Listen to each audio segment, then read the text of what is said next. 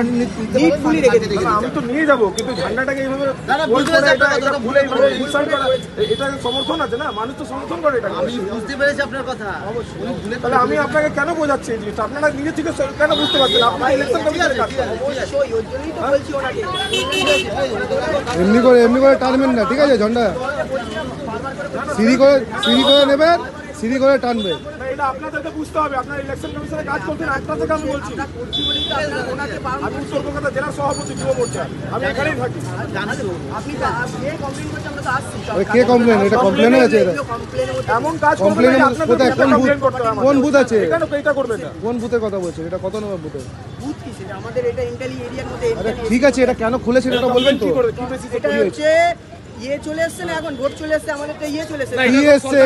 সরকারি জায়গা নয় ওখানে। কোথায় সরকারি জায়গা? সরকারি মধ্যে তো আমাদের ইয়ের মধ্যে চলে আসছে। আরে কোথায় আসছে বলবেন তো? কোথায় আসছে? না, এখানে তো কোথায় ছিল না ঝান্ডা। কোথায় কমপ্লেন? এর উপরে লাগানো ছিল তো। এবার ইয়ের মধ্যে চলে আসছে না আমাদের। আরে কার মধ্যে আসছে? আমাদের পাবলিক প্রপার্টি ফুটের মধ্যে চলে আসছে। কোথায়? এটা ফুটে ছিল পার্সোনাল কি? প্রপার্টিতে লাগানো যায়। ঝান্ডাটা কি ফুটে ছিল? ওটা পার্সোনাল প্রপার্টি আছে। কার্ড দেখান তো, আপনার কোথায় কোথায় কখন চাকরি পেয়েছেন আপনি?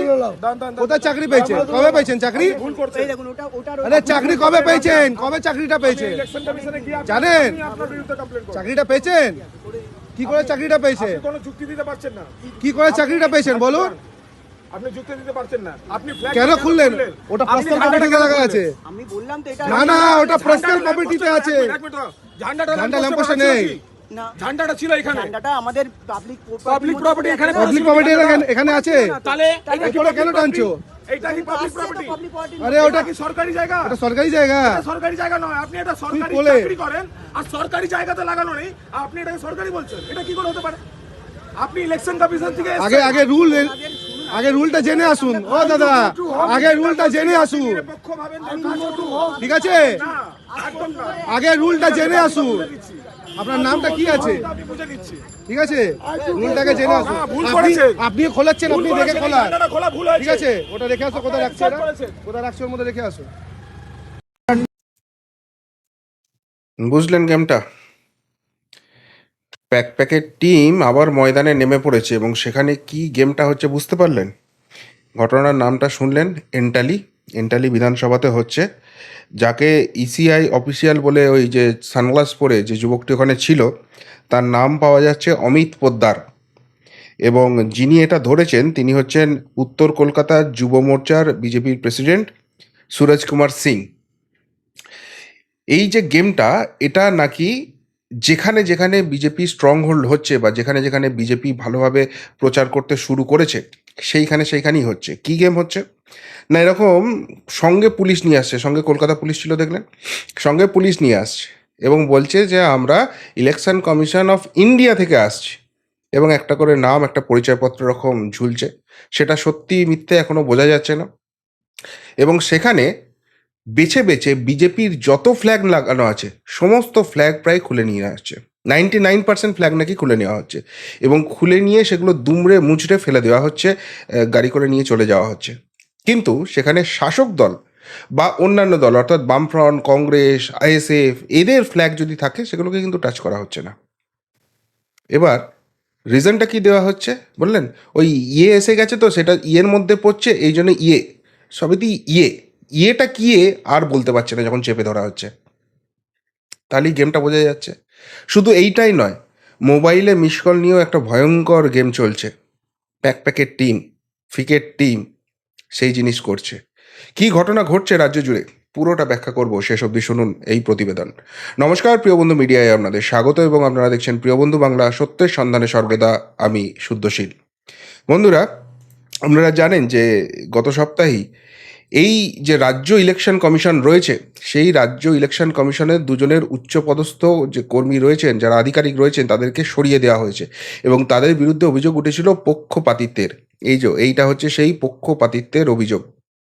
তারা কিভাবে নির্বাচনটাকে প্রভাবিত করছে দেখুন। যাদেরকে রিক্রুট করা হয়েছে, এরা কবে চাকরি পেয়েছে, কিসের থ্রু দিয়ে চাকরি পেয়েছে, কি ব্যাপার কেউ জানে না। এবং এরা কিন্তু নির্বাচন কমিশনের লোক হিসেবে সেজে আসছে, এসে এইভাবে পতাকা খুলে দিচ্ছে করে। এবার প্রচারটা যেটা হচ্ছে, দেখো বিজেপির তো লোকই নেই, বিজেপির তো পতাকাই লাগানো নেই। মানুষও সেটাই দেখছে এলাকাতে যে সত্যিই তো বিজেপি সেইভাবে প্রচার নেই, এখানে বোধহয় বিজেপি সংগঠন অতখানি স্ট্রং নয়। তাহলে আর বিজেপিকে ভোট দিয়ে কি হবে? আমরা অন্য দল যাদেরকে ভোট দিতাম তাদেরকেই ভোট দেবো। তাতে যদি বামফ্রন্ট কংগ্রেসের দিকে আইএসএফের দিকে ভোটটা যায় তাতেও শাসক দলের লাভ।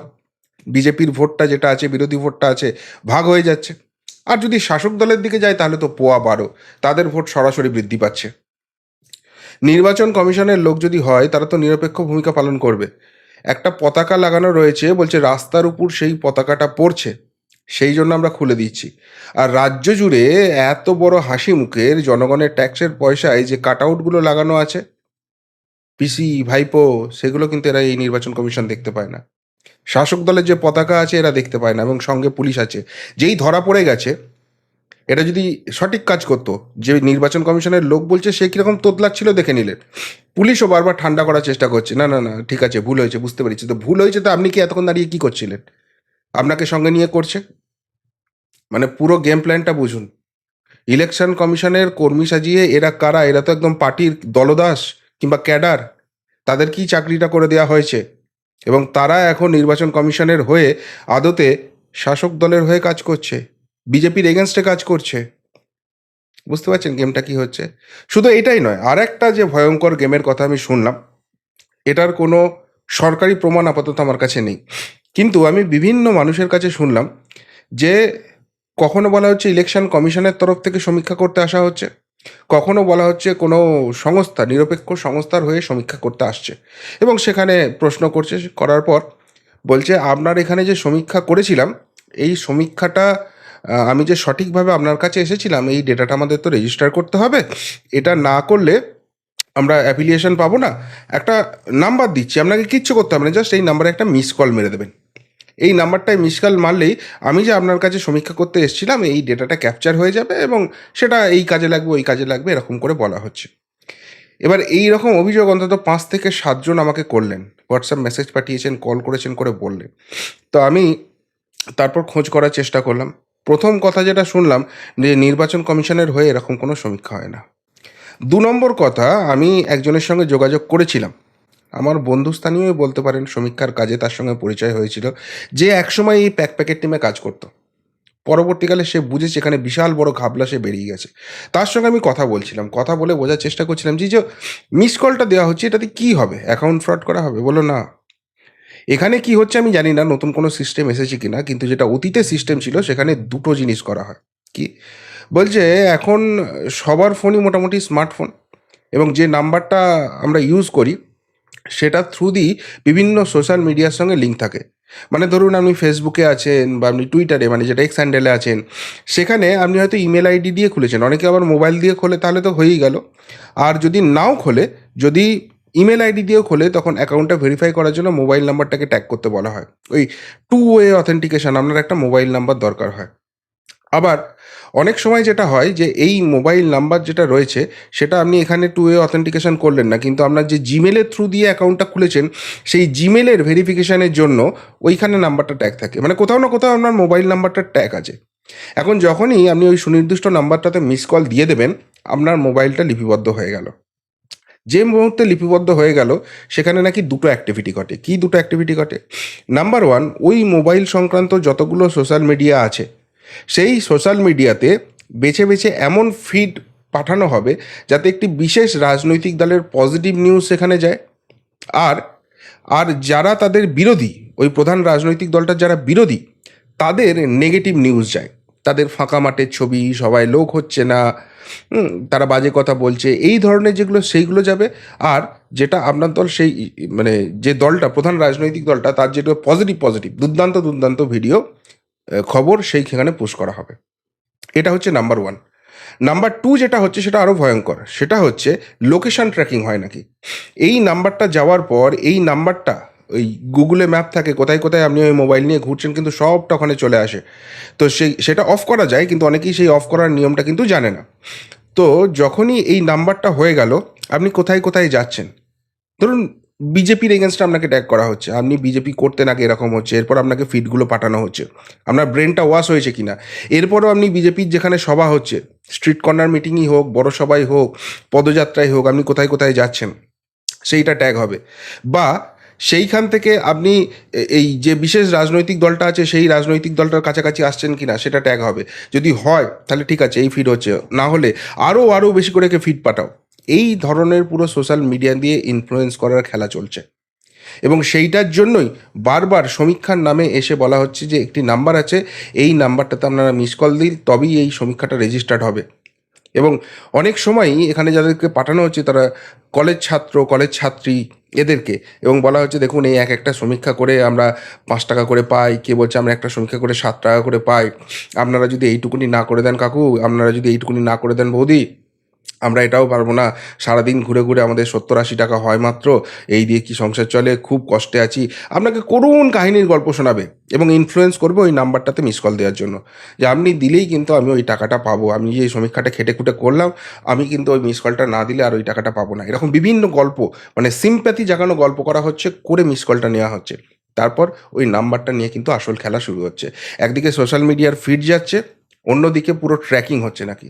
আবারও বলছি, এই যে কথাটা শুনলাম সেখানে এই প্যাকের এক প্রাক্তন কর্মী, আমার বন্ধু স্থানীয়, যে বীতশ্রদ্ধ হয়ে ছেড়ে দিয়েছে ওখানে অনৈতিক কাজকর্ম হয় বলে, তার কাছ থেকে পাওয়া তথ্য। জানি না এইবারে যে মিস কলটা করানো হচ্ছে সেটা দিয়ে আর কি হচ্ছে, এর বাইরে অন্য কিছু হচ্ছে কিনা, বা সেই পুরনো স্ট্র্যাটেজি হচ্ছে কিনা। কিন্তু এবারে খেলা যে যথেষ্ট শক্ত, হাওয়া যে প্রচণ্ড রকম উল্টো দিকে বইছে, এবং 42টা আসনের 42টা আসনই যে নড়বড় করছে, এটা কিন্তু স্পষ্ট হয়ে যাচ্ছে যত দিন যাচ্ছে। একদিকে বিজেপির সভায়, শুভেন্দু অধিকারীর সভায় ঝাঁপিয়ে পড়া ভিড়, অন্যদিকে অন্য দলগুলো কিন্তু ফাঁকা ময়দান, সেখানে ওই বাচ্চা বাচ্চা ছেলে মেয়েদের, স্কুলের ছেলে মেয়েদের নিয়ে গিয়ে সভা ভরানো যাচ্ছে না, আশাকর্মী সিভিক ভলেন্টিয়ার দিয়ে ভরানো যাচ্ছে না, বিরিয়ানির প্যাকেট দিয়ে সভা ভরানো যাচ্ছে না। ফলে উল্টো দিকের খেলা শুরু হয়েছে কিন্তু। আর সেইভাবেই কিন্তু এবারের যুদ্ধটা ডিজিটালি জেতার চেষ্টা হচ্ছে। সুতরাং আপনার এলাকায় এইরকম যদি নির্বাচন কমিশনের কোনো কর্মী এসে, আপনি যে রাজনৈতিক দলই করুন না কেন, যদি এইভাবে পতাকা খুলে দেয়, এইভাবে ইয়ে এসে গেছে সেই জন্য ইয়ের জন্য ইয়েতে পড়েছে, ইয়ে করে দিচ্ছি, এই ধরনের যারা তোতলাবে, পরিষ্কার বুঝে যাবেন তারা কিন্তু ইলেকশন কমিশনের সঙ্গে যোগ থাকাটা শক্ত আছে। ইলেকশন কমিশনের সিভিজি ল্যাব আছে, সেখানে কিন্তু সরাসরি অভিযোগটা করুন। এমনকি সমীক্ষা করতে এসে এরকম নাম্বারও যদি চায় সিভিজি অ্যাপে, সেখানে কিন্তু আপনারা অভিযোগটা করুন। অভিযোগ করলে তবেই কিন্তু ইলেকশন কমিশন এটার বিরুদ্ধে অ্যাকশন নেবে। না হলে কিন্তু এইভাবে ডিজিটালি পুরো খেলাটা ঘুরিয়ে দেওয়া হবে, পুরো খেলাটা অন্য দিকে চলে যাবে। ভয়ঙ্কর খেলা হচ্ছে কিন্তু। আপনারা যদি সচেতন না হন, আপনারা যদি সাবধান না হন, আপনারা যদি এগিয়ে না আসেন, এই হাওয়া যতই থাকুক খেলা অন্যরকম হয়ে যাবে। বুঝছেন কি চলছে এখন বাংলায়? কি বলবেন বন্ধুরা এই সমস্ত ফিকের প্যাকের কারসাজি নিয়ে? যদি কিছু বলার থাকে অবশ্যই কমেন্ট বক্সে কমেন্ট করে জানাবেন। এখনকার মতো এখানেই শেষ করলাম, ফেরত আসছি নতুন প্রতিবেদন নিয়ে খুব তাড়াতাড়ি। ভালো থাকবেন, সাথে থাকবেন, পাশে থাকবেন। নমস্কার।